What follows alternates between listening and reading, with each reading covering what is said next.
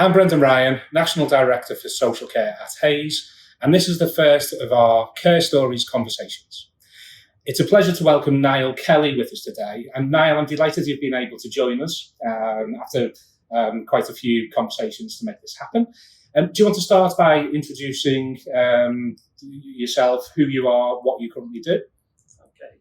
I'm currently the Chief Executive Officer of Young Foundations, which is a children's services company specialising in supporting children with poor mental health or learning disabilities and autism.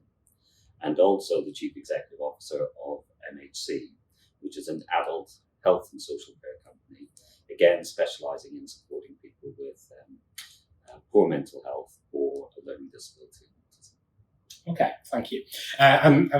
We've had the opportunity to collaborate a couple of times over the last number of years, which has always been a pleasure. And one of the things that stood out to me every time I've spoken to you is your own personal story around your career in care and the journey that you've taken. I found it inspiring, and one of the reasons we want to hold these conversations is to try and bring your story and stories like yours to life. So do you want to start by, do you want to talk us through your career journey Sure. from the start? Well, it's a bit of a big build-up, but I'll talk you through my career so far. As I was going through school and university, I was clear that I wanted to take a role that and start a career that would help other people. And I did some voluntary work while I was at university, and then did some paid work in London, working for a charity supporting people with poor mental health. It was during the care in the community strategy from the NHS and local governments at the time, and a number of people who'd been long-term patients were then being supported to move out of hospital and live in the community. And I began work as a support worker in a charity in London doing that. I returned, I'm Irish, so I returned to Ireland to finish my degree, and then decided that I would return to the UK to find a new job that would enable me to carry on the work that I'd started in London. I was very lucky that I landed in an organisation called the Cotswold Community, which was a local authority-run service for children who'd received abuse in their family life. It was in Wiltshire, a beautiful area of the country to live and work in, and it was a residential children's support worker role. I started there in 1993.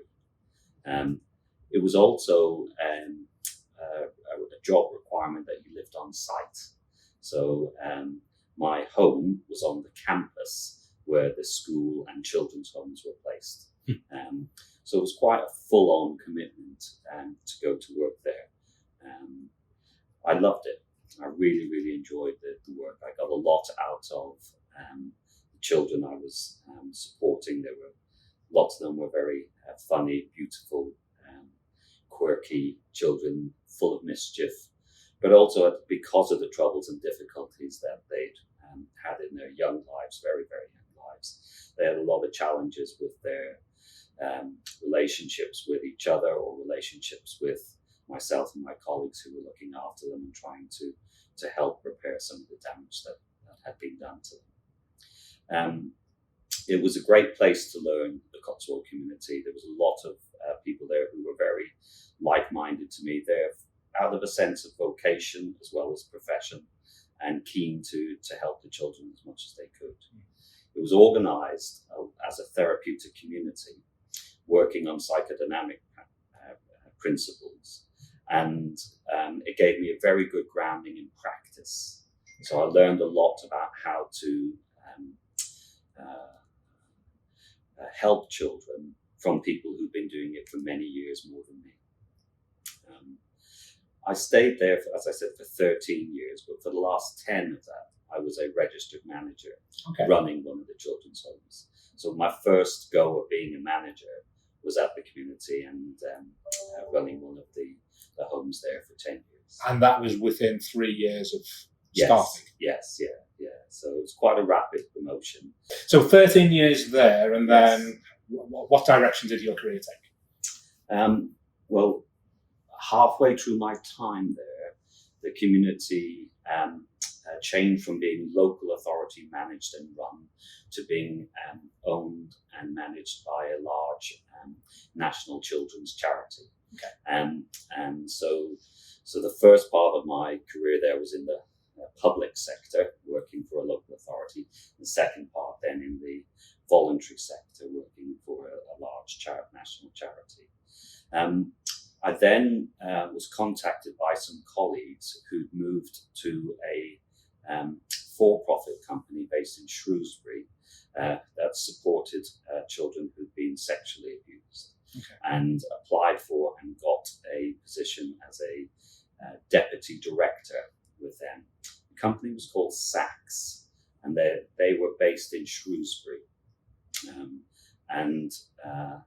My wife and I had lots of discussions, but we decided that this was a good career opportunity for me and that we would relocate from Wiltshire to Shrewsbury. So I went there in 2006 as a deputy director and took charge of running not one children's home, but a number of children's homes and the therapeutic support services to support the children. Okay. Yeah. And it was a very important part of my career. If the first part of my career at the Cotswold community was about learning about practice and having a first go at management, I think it was during my time at Saks that I learned a lot more about not just kind of management of a single children's home, but managing an organization and trying to get all of the moving parts to work in alignment so that the experience for the children could be as good as possible. Because the practice is a very important element of that, but it isn't the only element. Mm. And it was at that stage that I decided I could probably do with some further help in understanding how to run an organization. And I went on the MBA program at Warwick Business School. Okay. And that was not, my fellow students were not from a public services background per se. Some people worked in very different industries and very different sectors. So that there was an opportunity to learn at the school from the tutors and the professors. There was also an opportunity to learn from my fellow students about different industries and how similar problems were being tackled there. So I think that was a very important learning experience for me to go and study with business management with a group of people who weren't from my sector.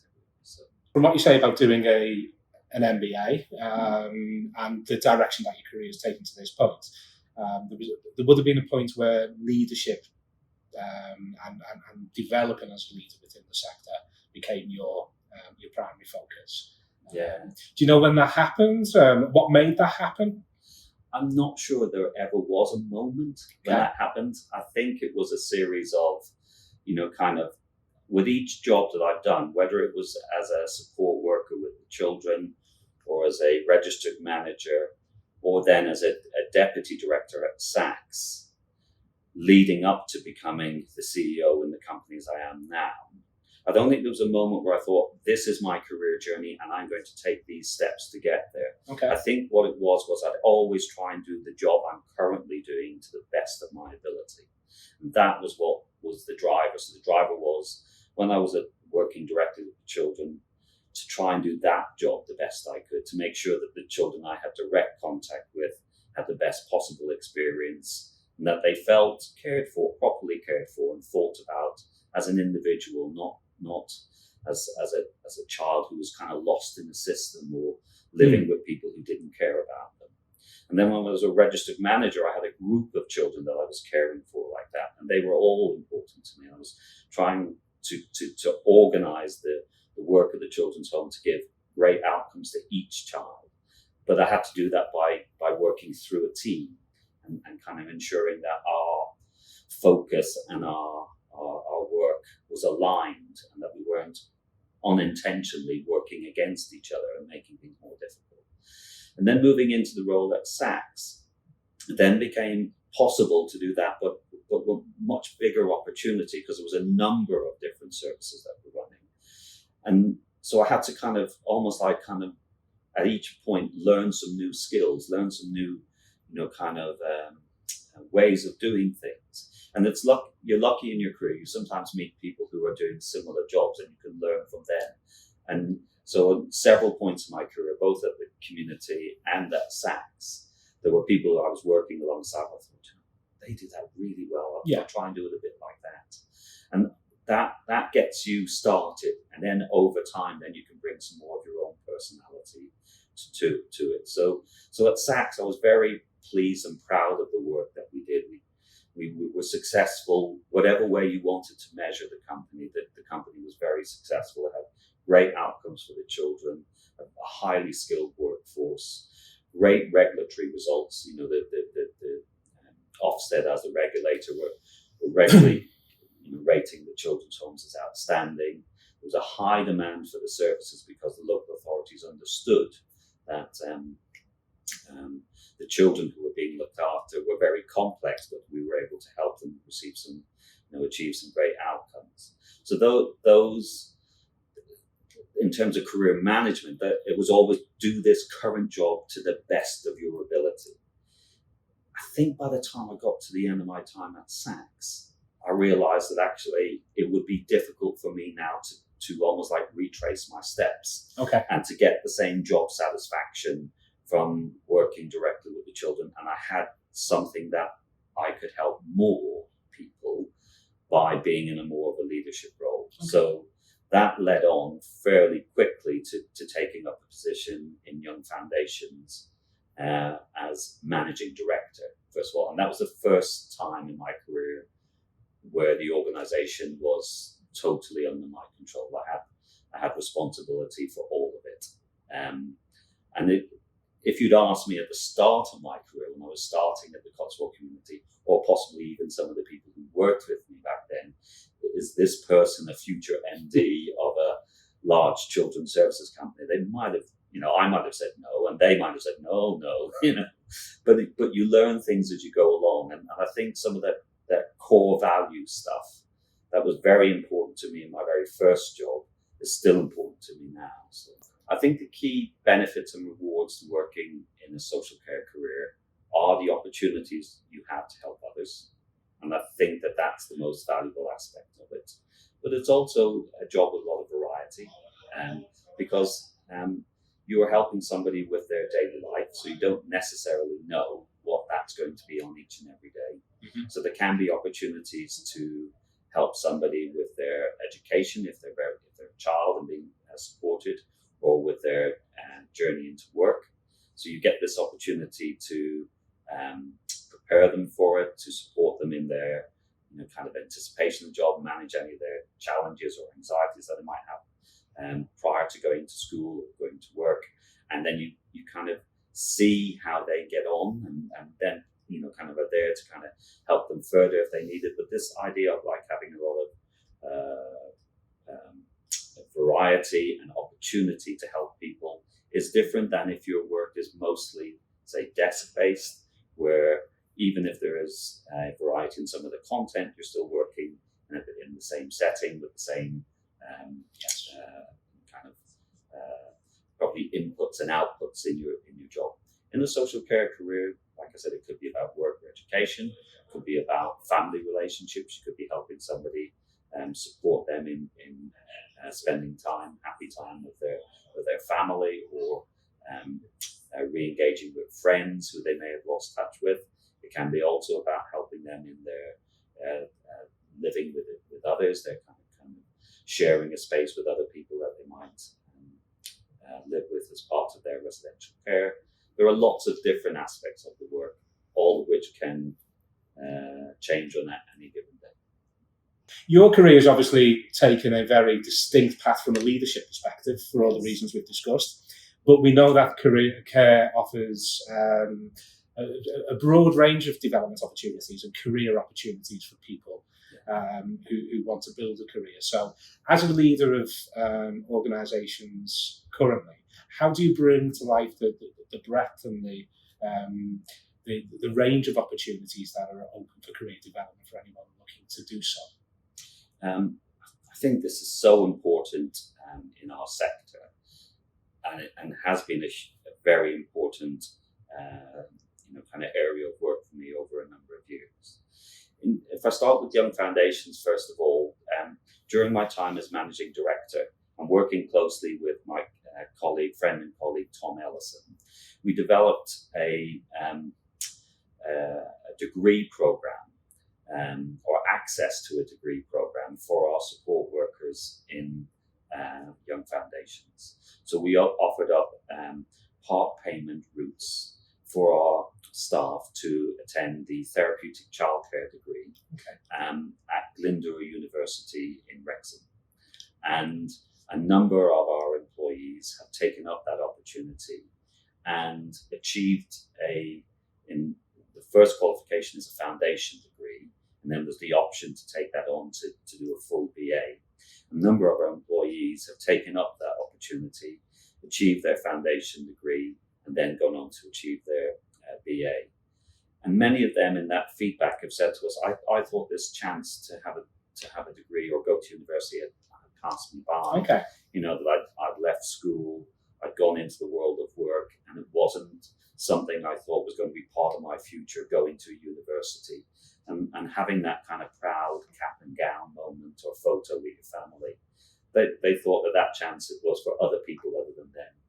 But in offering up those kind of places on the foundation degree program, people got a chance to do it. Also, for the vast majority of people who go to university, they'll go to university possibly straight after A-levels. Yes. And they'll probably incur quite a bit of debt in doing so, both them and their family, and continuing to support them. Whereas this was, because it was part funded and it was alongside your work, people were able to achieve that qualification and the benefits it can bring without it, kind of weighing too heavy on them financially. So we've had some very, very positive feedback. It's also important in in Young Foundations and now in MHC as well, that we let people know that the people who are running the organisation are all former support workers. Yes. They've all started on the ground floor. And that's also true of the people who are running the children's homes as registered managers, are all former support workers. So there is a promotional route through the company, and we do value loyalty and hard work and dedication to the children, and people who work in that way will get rewarded. But as you said, not everybody wants to take up a leadership and management position. So we also have practice lead opportunities for people, so where they can use their university education to take on a role which leads more on the practice rather than on the management of the children's home. In MHC, which is the Adult Health and Social Care Company, one of the things we're really struggling with is getting qualified staff, especially nurses, occupational therapists, and speech and language therapists. Okay. It's a real struggle for us and other social care employers to get those qualified posts filled. So what we've done now with the same university, again with Glyndŵr, because MHC is based in North Wales, we're opening up training routes for some of our support workers to take on training as a nurse with a specialism in learning disabilities or mental health, as an occupational therapist, and as a speech and language therapist. And those opportunities are available to the workforce. There'll be a limited number of spaces each year, and we're expecting it to start in September of this year. Okay. So we're expecting a bit of competition from our staff teams, who will see that this is a route that will enable them to almost like have a gateway qualification that will lead them on to qualified posts and very different salary opportunities, because they're then in a qualified post. It's two really good examples you've given there. We see increasingly the sector working to provide in-house training and development opportunities to retain and develop the workforce because of the skills gap that is encountered by social care. So it's great to hear two live examples. Just touching on that skills gap there. And one of the reasons why I'm keen to have these conversations is to start to reclaim the narrative around what a career in care actually means. There are some misconceptions out there that may exist around careers in care. What do you see as the key misconceptions that you come up against, and how would you counter that? I think some of the misconceptions can be around whether it is a fulfilling job or not, Okay. and whether it has career opportunities or not. So I tackle both of those slightly separately. So a number of people have let me know that their journey into working in care came about by accident. Yes. Yeah. I was thinking that I would be heading towards this career, but while I was waiting to get there, I took on this job. It wasn't meant to be my career. It was meant to be what I was doing while I was waiting for this part of my career to happen. And then they find they like it. Yeah. And then they find they're getting something from the work that may not have been possible for them to achieve in their the career they thought they were going to have. So the misconception is at the start, before people cross the threshold and start working in our services, is that this work is something that you might do for a period of time while you're waiting for something else. Yeah. And as somebody who's been doing it now for over 30 years, I try and use those opportunities with our new kind of recruits to let them know that this career can be every bit as fulfilling for them. And there is things that you will get to experience in working in social care that are not possible for you to experience elsewhere. It does come down to what drives you as a person. So if your motivation is to help others, well, then this is very much the career for you. If your motivation is to work as part of an integrated team and to work collaboratively with others, then this is very much the career for you. If your motivation is to be part of a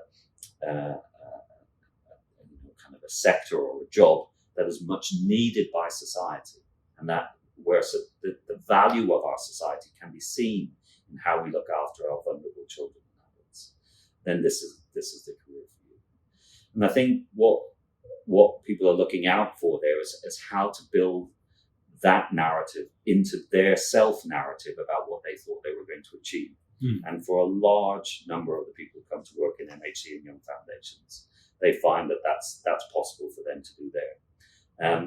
So that would be the first misconception, that it's not necessarily a career of choice. It's something they might end up doing for a period of time until something else came along. Yeah. Yeah? A second misconception is this idea about, can you get a sense of fulfillment, or can you feel like you're making a difference through your work? And if somebody's care needs are such that, if I'm trying my hardest, will they benefit? Will we see progress? Will I be able to measure some progress? Well, I think it's very important that you work in an organization that is set up to recognize that helping either children or adults make progress in their lives is the reason for the social care company to be in being. It's not just to allow people who have additional needs to live separately to society. It's about creating access routes for those people to live as full a life as possible and as much back into society as possible. And I think those are the routes to fulfillment, where you can work in an organization or in a service or help an individual and you're helping them to kind of overcome their obstacles, get past what barriers, whether they're a barrier due to mental health or a lifelong condition like a learning disability or autism, and get past those barriers to access all the things that the rest of us take for granted. And it's interesting to me to see how how that impact manifests itself, and that sense of fulfillment manifests itself with people who work with us and through us. And simple things like being able to help a service user learn to tie the laces after a certain amount of time. Yeah. Has a major impact on the service user, but also on the staff member as well. That's the examples, the care examples that come from our services have great meaning for the individual and within the service. Sometimes the kind of meaning gets lost in the retelling. So you might say, oh, well, that doesn't sound very meaningful at all. And then I would say, well, you don't know our service. That was a very important moment for him or for her. So I think that I'll tell you a story from my time as in children's services, which illustrates this for me. I looked after a young boy when I was working at the community, and part of the time I looked after him, I gave him a teddy, a soft Ted, which was part of a gift to him, but also a symbolic representation of the care I was giving him. And he kept that teddy. And then he contacted me many years later when his son was born to tell me that he'd given the teddy that I'd given him to his son. And that was just wonderful. That's like kind of beyond expectation, that he'd retained it through all of the different challenges that he'd had after I'd last seen him. He'd kept that Ted. And then at a moment where his son was born, he told me that he'd given the Ted to the son. So I was... what a fantastic story. Yeah, I was quite overwhelmed with that, Brendan. That was a very, very emotional day.